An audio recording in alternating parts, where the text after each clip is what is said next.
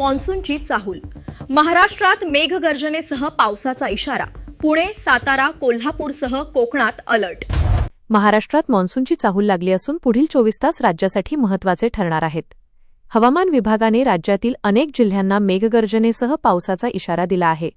राज्याच्या पश्चिम आणि दक्षिण भागातील वातावरणात अचानक बदल होत असून पुणे, सातारा, कोल्हापूर, सोलापूर तसेच दक्षिण कोकण भागात वादळी पावसाची शक्यता हवामान खात्याने वर्तवली आहे.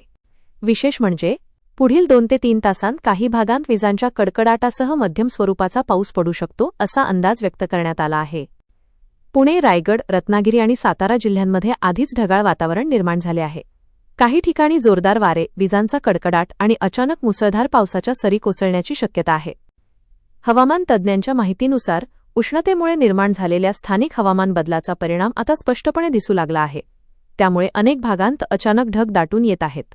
दरम्यान काही ठिकाणी गारपीट होण्याचीही शक्यता नाकारता येत नाही. त्यामुळे शेतकरी आणि नागरिकांनी सतर्क राहण्याचे आवाहन प्रशासनाकडून करण्यात आले आहे. विशेषतः किनारपट्टी भागात राहणाऱ्या नागरिकांनी विजांच्या कडकडाटाच्या वेळी सुरक्षित ठिकाणी राहावे तसेच अनावश्यक प्रवास टाळावा असा सल्ला देण्यात आला आहे.